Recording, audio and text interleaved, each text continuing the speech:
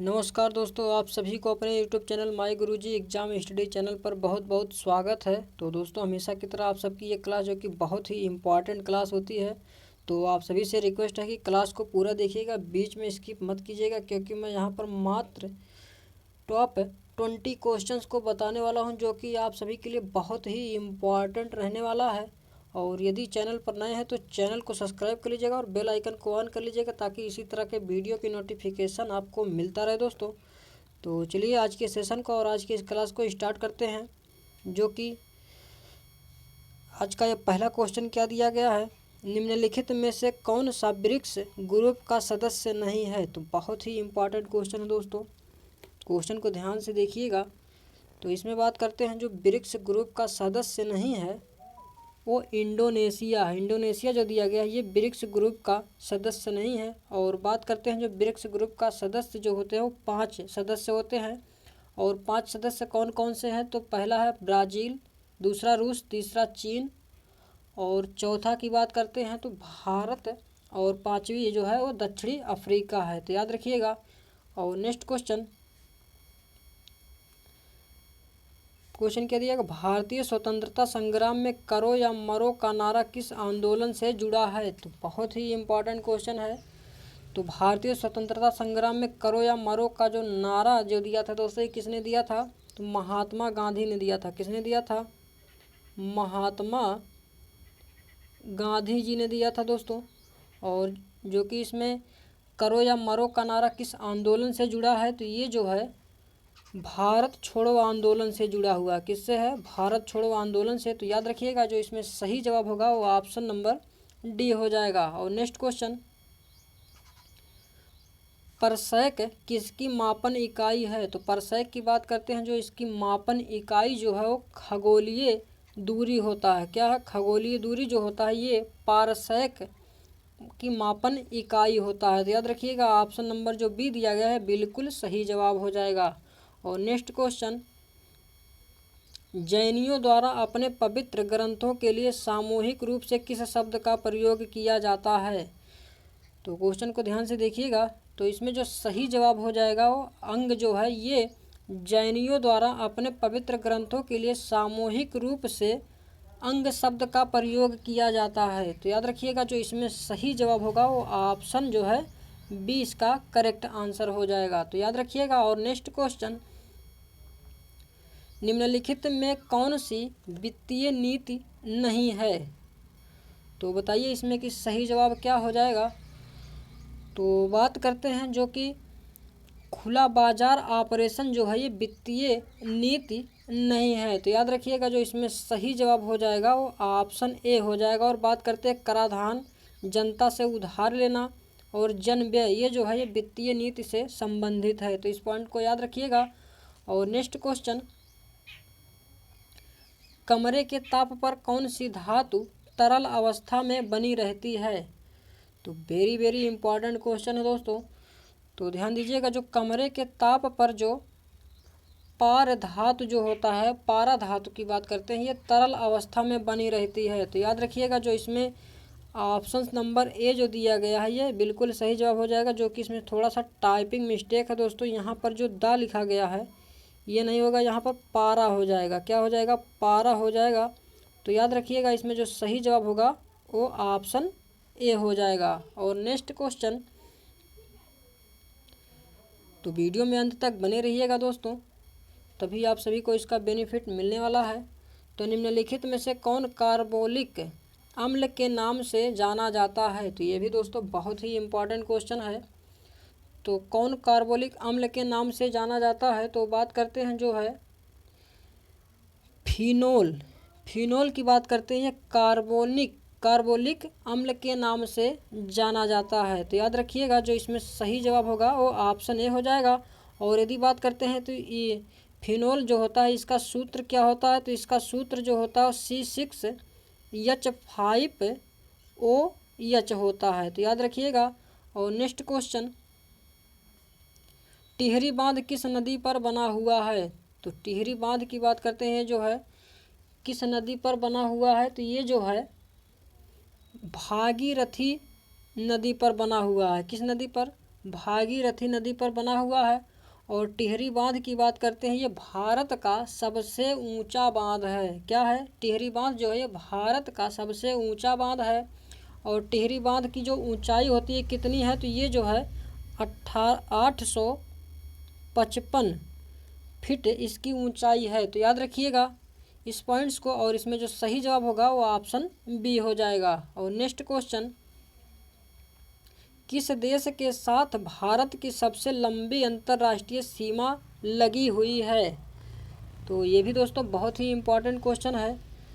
तो बात करते हैं, जो बांग्लादेश है ये जो है ये भारत की सबसे अंतर्राष्ट्रीय सीमा लगी हुई है। जो दोस्तों ये इसमें सही जवाब हो जाएगा ऑप्शन नंबर डी जो है ये बिल्कुल इसका सही जवाब हो जाएगा। तो याद रखिएगा। और नेक्स्ट क्वेश्चन, भारत के किस राज्य में सबसे लंबी तटीय रेखा है? तो भारत के किस राज्य में सबसे लंबी तटीय रेखा जो है वो कौन सा हो जाएगा? तो हो जाएगा ऑप्शन नंबर जो सी दिया गया है, गुजरात जो है ये भारत के गुजरात में सबसे लंबी तटीय रेखा है। तो याद रखिएगा जो ऑप्शन नंबर सी जो दिया गया है इसका सही जवाब हो जाएगा। और यदि बात करते हैं गुजरात की जो तटीय रेखा की लंबाई जो है कितनी होती है, तो ये जो है 1663 किलोमीटर। कितना है दोस्तों? 1663 किलोमीटर है। तो याद रखिएगा इसका जो सही जवाब होगा वो ऑप्शन सी हो जाएगा। और नेक्स्ट क्वेश्चन, और दोस्तों अगर वीडियो पसंद आ रहा हो तो एक लाइक करते हुए चलिएगा ताकि मुझे भी मोटिवेशन मिलता रहे दोस्तों। तो क्वेश्चन देखिए क्या दिया गया, कर्नाटक किस दोस्तों स्थित जाग पर्वत किस नदी पर है? तो ये भी दोस्तों बहुत ही इम्पोर्टेंट क्वेश्चन है जो कि एग्जाम में पूछा जा सकता है। तो ध्यान दीजिएगा, जो कर्नाटक स्थित जोंग प्रपात जो है ये किस नदी पर स्थित है? तो ये जो है सरस्वती नदी पर स्थित है। किस पर? सरस्वती नदी पर स्थित है। और सरस्वती नदी की बात करते हैं कि इसकी ऊंचाई कितनी है इस नदी की?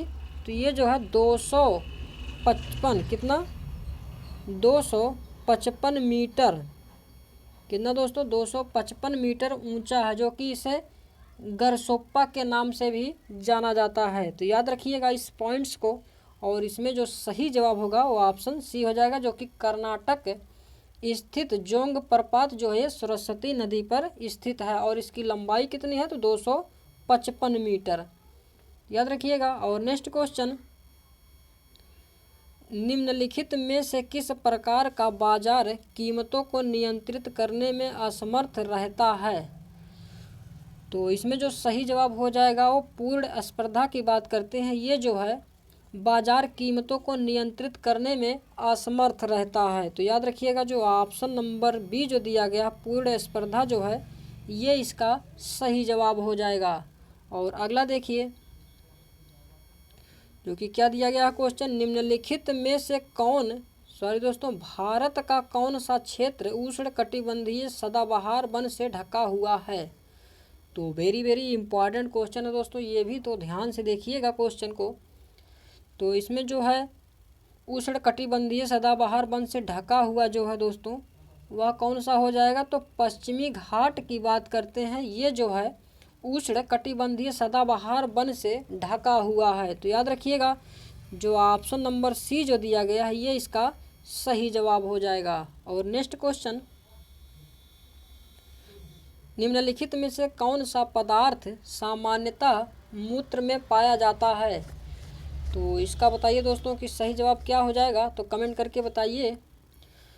तो सामान्यतः मूत्र में पाया जाता है जो क्रिएटिनिन। क्या है? क्रिएटिनिन जो है ये मूत्र में पाया जाता है। तो याद रखिएगा। और नेक्स्ट क्वेश्चन,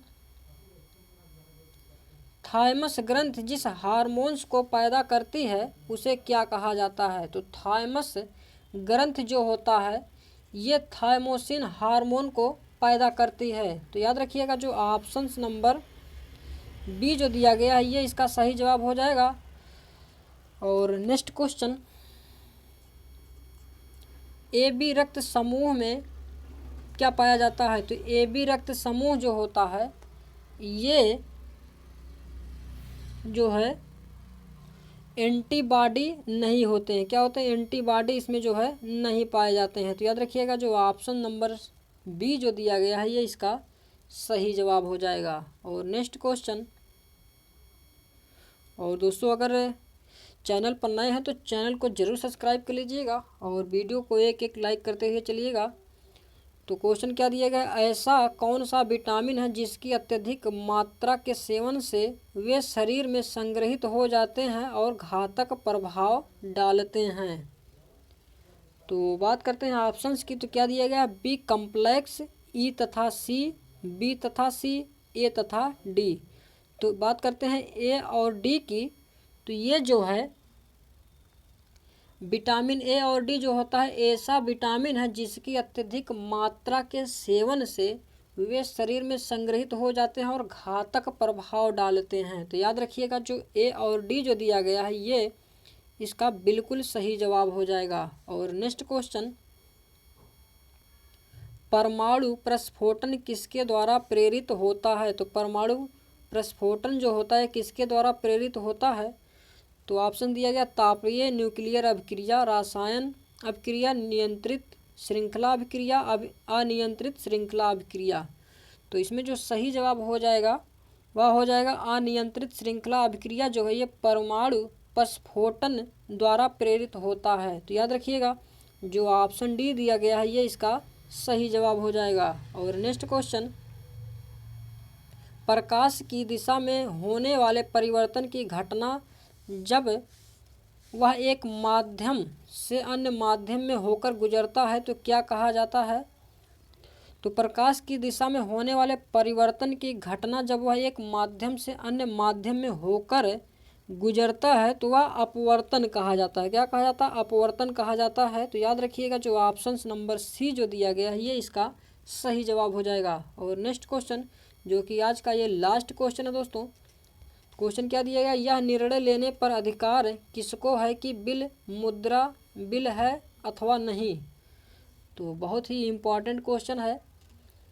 तो बात करते हैं जो कि कोई विधेयक, धन विधेयक जो होता है बिल मुद्रा भी कहा जाता है।